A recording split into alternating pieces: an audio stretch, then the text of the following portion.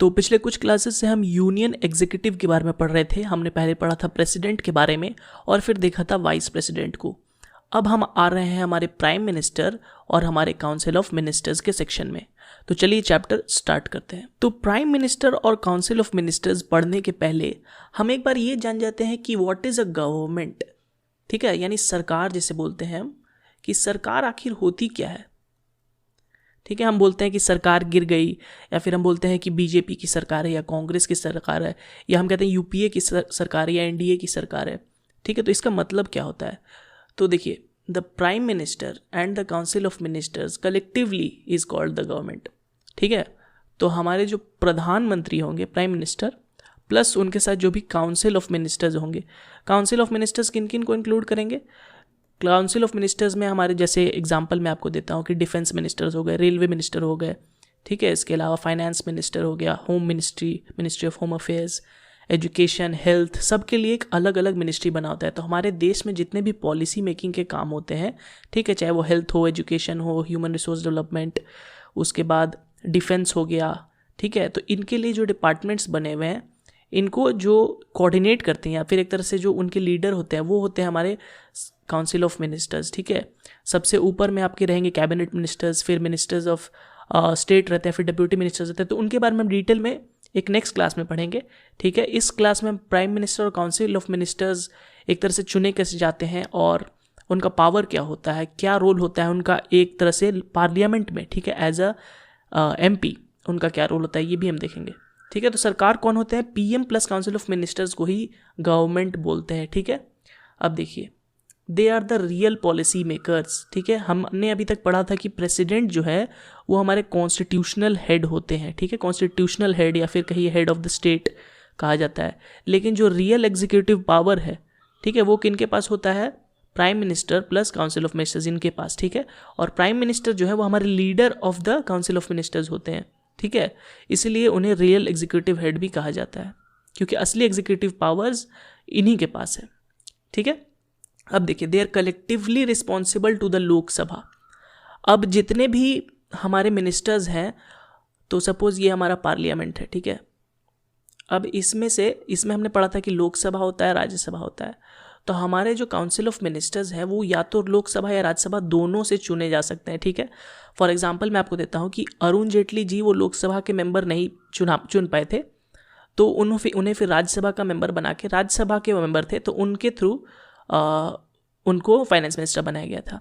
ठीक है, तो लोकसभा राज्यसभा किसी भी मेंबर से किसी के भी मेंबर बन सकते हैं हमारे काउंसिल ऑफ मिनिस्टर। ठीक है, और उनका चुनने का प्रोसेस क्या है हम आगे भी पढ़ेंगे। ठीक है, तो इन दोनों से भले ये चुने जाए, लेकिन ये जो रिस्पॉन्सिबल हैं ये सिर्फ लोकसभा को होते हैं। ठीक है, council of ministers are responsible to only Lok Sabha. अब रिस्पॉन्सिबल का मतलब क्या हुआ, रिस्पॉन्सिबल का मतलब ये हुआ कि अगर लोकसभा यानी लोकसभा में जो जितने भी एमपीज हैं जो कि करीब सपोज 545 के करीब होंगे, ठीक है, इनमें इनका कॉन्फिडेंस नहीं रहा। ठीक है, कॉन्फिडेंस चला जाता है अगर लोकसभा का इन पे, तो गवर्नमेंट डिसॉल्व्स मतलब council of ministers plus PM को अपनी पद छोड़ने पड़ेगी। ठीक है, सारा पोस्ट खाली हो जाएगा। देखिए, वो अभी भी एमपी बने रहेंगे, मेंबर ऑफ पार्लियामेंट बने रहेंगे, लेकिन उनका जो पीएम का पोस्ट हो गया है, फिर मिनिस्टर्स के जो भी पोर्टफोलियो उन्होंने होल्ड किए हुए थे वो उन्हें छोड़ने पड़ेंगे। ठीक है, तो as soon as they lose the confidence of Lok Sabha the government dissolves. ठीक है, तो आपको बेसिक अब समझ में आ रहा होगा।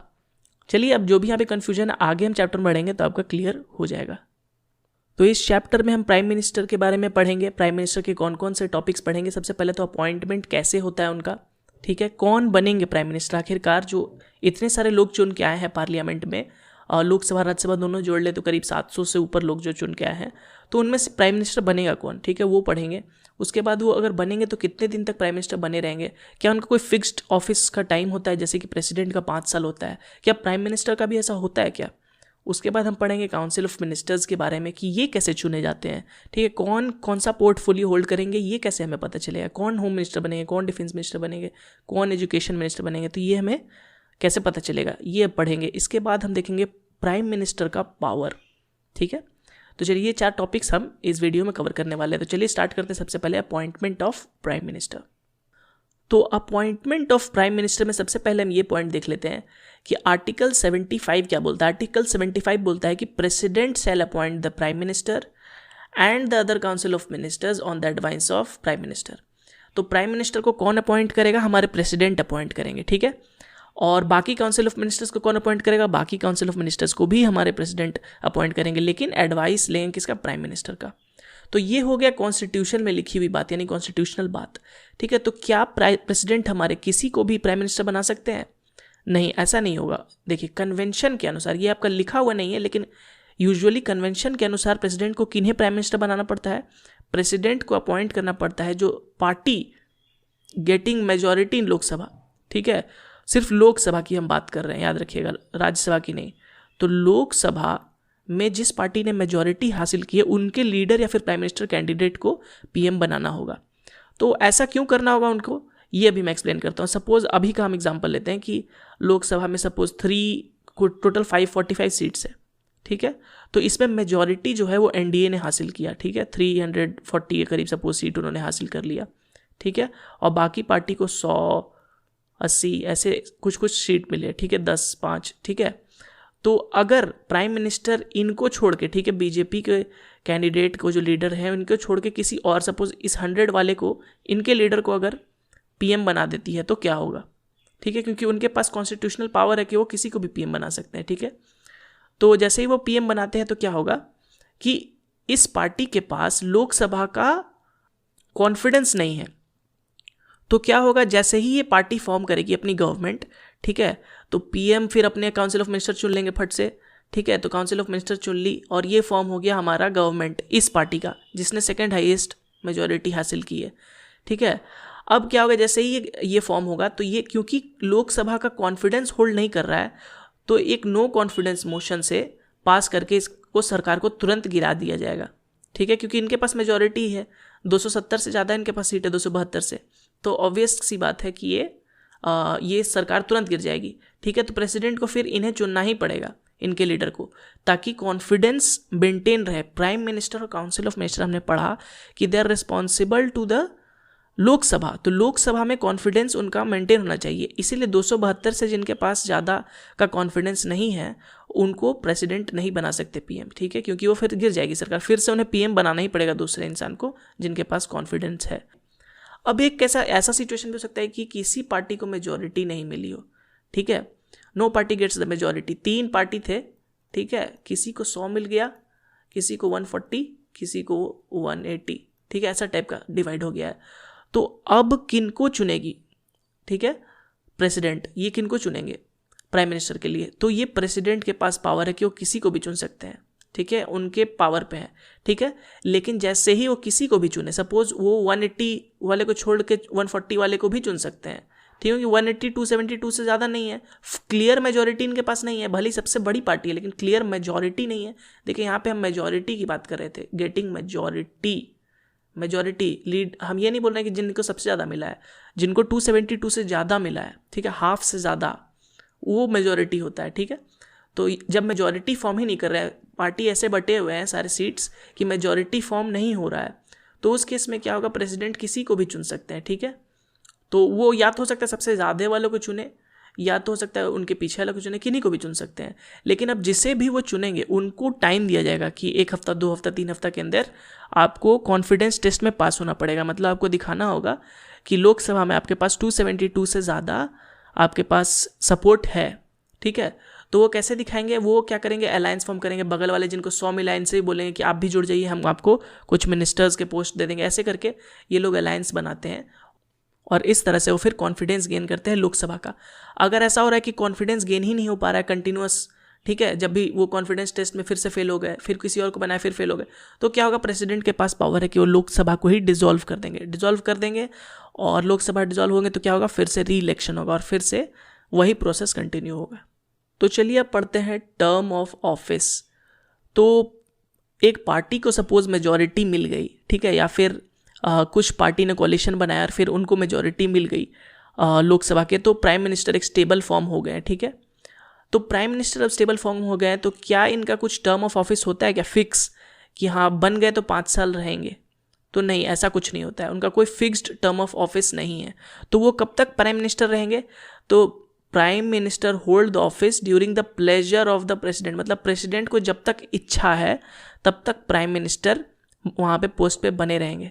ठीक है, ये कॉन्स्टिट्यूशन में लिखा है। ठीक है, कॉन्स्टिट्यूशनल बात है। लेकिन अब बात करते हैं कन्वेंशन की, जो होता है। ठीक है, तो क्या प्रेसिडेंट प्राइम मिनिस्टर को कभी भी निकाल सकते हैं? प्रेसिडेंट को नहीं मन किया कि नहीं 2 साल हो गया अब इनको हटा दिया जाए, तो क्या वो हटा सकते हैं? नहीं। अगर प्राइम मिनिस्टर एंजॉय करते हैं कॉन्फिडेंस ऑफ द लोकसभा, ठीक है, अगर उनको हमेशा 272 प्लस, ठीक है, 272 मैं इस कंसिडर कर रहा हूँ कि 445 सीट्स है। ठीक है, 272 प्लस मतलब 273 या उससे ज़्यादा। ठीक है, तो अगर प्राइम मिनिस्टर को इतना का सपोर्ट रहता है लोकसभा में तो प्रेसिडेंट उन्हें नहीं निकाल सकते। ठीक है, लेकिन जैसे ही वो अपना कॉन्फिडेंस लूज कर देते हैं, यानी 273 से जब कम सपोर्ट हो जाएगा, ठीक है, तो उन्हें जो गवर्नमेंट है उसे डिसॉल्व होना पड़ेगा। ठीक है, प्राइम मिनिस्टर को रिजाइन करना पड़ेगा। साथ ही साथ जो भी काउंसिल ऑफ मिनिस्टर्स हैं उन्हें भी रिजाइन करना पड़ेगा। ठीक है, तो अटल बिहारी वाजपेयी जी के केस में हुआ था, आपको याद होगा कि उन्हें कॉन्फिडेंस मोशन बीच में शो करना पड़ा था, तो वो नहीं कर पाए थे बाई 1 वोट। ठीक है, 1 वोट से वो नहीं कर पाए थे और फिर उन्हें छोड़ना पड़ा था। ठीक है, गवर्नमेंट को रिजाइन करना पड़ा था। फिर बाद में फिर री इलेक्शन हुआ था। तो आपको क्लियर समझ में आ रहा होगा प्राइम मिनिस्टर कब तक ऑफिस को होल्ड करेंगे? जब तक उनके पास कॉन्फिडेंस है लोकसभा का, कोई फिक्स्ड टेन्योर ऑफ ऑफिस नहीं होता है। चलिए आगे बढ़ते हैं। अब देख लेते हैं काउंसिल ऑफ मिनिस्टर्स के बारे में। तो काउंसिल ऑफ मिनिस्टर्स को भी अपॉइंट कौन करते थे? हमें पढ़ाई प्रेसिडेंट करते थे, लेकिन एडवाइस ऑफ प्राइम मिनिस्टर। तो यहाँ पे पूरी तरह से प्राइम मिनिस्टर की चलती है। प्राइम मिनिस्टर जो बोलेंगे प्रेसिडेंट को उन्हें ही अपॉइंट करना होगा। ठीक है, अब आर्टिकल 75 एक और चीज़ कहता है। आर्टिकल 75 बहुत ही इंपॉर्टेंट है क्योंकि प्राइम मिनिस्टर और काउंसिल ऑफ मिनिस्टर के बारे में बहुत कुछ बताता है। इंपॉर्टेंट कीवर्ड्स वो आपको याद रखना है। और यहाँ पे एक कीवर्ड है कलेक्टिव रिस्पॉन्सिबिलिटी। ठीक है, तो जितने भी प्राइम मिनिस्टर और काउंसिल ऑफ मिनिस्टर है उनका कलेक्टिवली रिस्पॉन्सिबिलिटी होता है टुवर्ड्स द लोकसभा। मैंने अभी बताया कि लोकसभा में उनका, लोकसभा के तरफ उनका कलेक्टिव रिस्पॉन्सिबिलिटी होता है। तो कलेक्टिव रिस्पॉन्सिबिलिटी का मतलब क्या होता है? तो कलेक्टिव रिस्पॉन्सिबिलिटी का मतलब होता है कि सपोज कोई डिसीजन है जिस पे कोई बहस हो रही है, ठीक है, उनके कैबिनेट मीटिंग में कोई एक सपोर्ट कर रहा है, कोई उनका विरोध कर रहा है, ठीक है, और फाइनल वो डिसीजन पास हो जाता है। तो अब ये जब डिसीजन फाइनल आया है तो ये सारे काउंसिल ऑफ मिनिस्टर्स पे है। भले ही आप मीटिंग के अंदर उस पर एग्री नहीं कर रहे हो, लेकिन जब वो बाहर आया है तो वो सबको एग्री करना होगा। ठीक है, एक तरह से कलेक्टिव होता है उनका जो भी एफर्ट होता है। इसलिए जब प्राइम मिनिस्टर रिजाइन करते हैं तो सारे काउंसिल ऑफ मिनिस्टर को रिजाइन करना पड़ता है, क्योंकि ये कलेक्टिव रिस्पॉन्सिबिलिटी होती है। ठीक है, अब देखते हैं कि पोर्टफोलियो कैसे डिसाइड होता है। पोर्टफोलियो मतलब कि होम मिनिस्ट्री होते हैं, डिफेंस मिनिस्ट्री होते हैं, फाइनेंस मिनिस्ट्री होते हैं, इन सबको पोर्टफोलियो बोला जाता है। ठीक है, जो डिफरेंट डिपार्टमेंट्स हैं। तो ये कौन डिसाइड करता है? तो ये हमारे प्राइम मिनिस्टर डिसाइड करते हैं। ठीक है, और किन मिनिस्टर को कौन सा पोर्टफोलियो मिलेगा, कौन कौन काउंसिल ऑफ मिनिस्टर्स बनेंगे, ये सब हमारे प्राइम मिनिस्टर डिसाइड करते हैं। अब वो समय समय पर इन पोर्टफोलियो को शिफ्ट भी कर सकते हैं, सफल भी कर सकते हैं। ठीक है, और किसी मिनिस्टर को रिजाइन कहने को भी कह सकते हैं। ठीक है, ये सब पावर प्राइम मिनिस्टर के पास है। अगर वो मिनिस्टर रिजाइन नहीं करते हैं तो प्राइम मिनिस्टर फिर प्रेसिडेंट को रिक्वेस्ट भी कर सकते हैं ताकि वो रिमूव कर दे उस मिनिस्टर को, और प्रेसिडेंट को रिमूव करना होगा।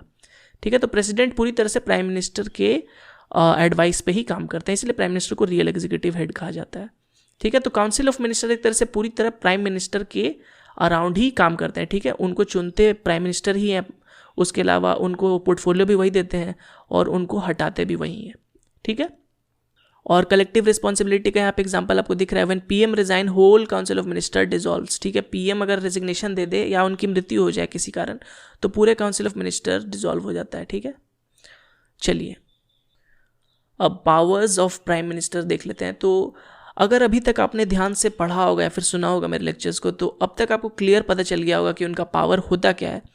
ठीक है, क्योंकि उनका पावर सेम समझिए प्रेसिडेंट का ही पावर है, लेकिन प्रेसिडेंट सारे काम इनके एडवाइस पे करते हैं। ठीक है, तो प्रेसिडेंट का नाम होता है, रियल पावर प्राइम मिनिस्टर का होता है। ठीक है, तो उसके अलावा एक एक्स्ट्रा पावर आप यहाँ याद रखिए जो अभी तक मैंने नहीं बताया है, बहुत ही इंपॉर्टेंट है, कि he is the ex officio chairman of NITI Aayog, जिसे पहले प्लानिंग कमीशन कहा जाता था, आपको याद रखना है। ठीक है, national development council, national integration council और इंटर स्टेट काउंसिल, ये 4 काउंसिल है जिनके चेयरमैन जो है, एक्स ऑफिशियो चेयरमैन कौन है? हमारे पीएम है, प्राइम मिनिस्टर। ठीक है, ये जो नीति आयोग है पहले प्लानिंग कमीशन कहा जाता था, अब ये नीति आयोग बन गया है। National institution for transforming India, ऐसा ही कुछ है, ठीक है। तो इसमें नीति आयोग और नेशनल डेवलपमेंट काउंसिल तो आप ज़रूर याद रखिएगा, और बाकी भी दोनों याद भी रहे तो आपको अच्छा ही है, नेशनल इंटीग्रेशन काउंसिल और इंटरस्टेट काउंसिल अगर याद रहे तो अच्छी बात है, ठीक है। तो इनके चेयरमैन कौन है, हमारे पीएम है। नेक्स्ट देख लेते हैं। तो देखिए अभी तक हमने जितने भी प्रेसिडेंट के पावर पढ़े थे, president can prorogue and summon the parliament हमने पढ़ा था। तो प्रोरोग एंड समन तो करते हैं प्रेसिडेंट, लेकिन किसके एडवाइस पे, ऑन कंसल्टेशन ऑफ पीएम। तो पीएम कंसल्ट करेंगे, जब बोलेंगे कि अब सेशन चलना चाहिए तो चलेगा, बोलेंगे रुकना चाहिए तो रुकेगा, ठीक है। अब देखिए next, PM advises the president to choose the council of minister. तो काउंसिल ऑफ मिनिस्टर को चूज करते समय कौन, पीएम ही एडवाइस देते हैं, हमें अभी देखा, ठीक है। अब देखिए PM advices and coordinates the work of council of minister, मतलब काउंसिल ऑफ मिनिस्टर जो भी काम कर रहे हैं अपने अपने फील्ड में, उन पे भी पीएम की नज़र होती है और वो उनको कोऑर्डिनेट करते हैं, ठीक है, सारे एक तरह से फील्ड को। अगर उन्हें किसी का वर्क पसंद नहीं आता तो आप देख ही रहे हैं, वो सफल कर सकते हैं या फिर हटा सकते हैं उनको काउंसिल ऑफ मिनिस्टर के पद से। अब देखिए the PM can ask the president to proclaim emergency. देखिए पीएम के पास ही, देखिए हमने पढ़ा था इमरजेंसी पावर प्रेसिडेंट के केस में, लेकिन असल में पीएम के एडवाइस के बिना प्रेसिडेंट इमरजेंसी नहीं कर सकते, ठीक है, क्योंकि लोकसभा के पास पावर होता है फिर इमरजेंसी को ख़त्म कर देने का, ठीक है। लोकसभा में इमरजेंसी को ख़त्म करने का रेजोल्यूशन पास करके इमरजेंसी को ख़त्म किया जा सकता है। तो इसीलिए पीएम के बिना सलाह के इमरजेंसी को नहीं लाया जा सकता, ठीक है। नेक्स्ट देख लेते हैं।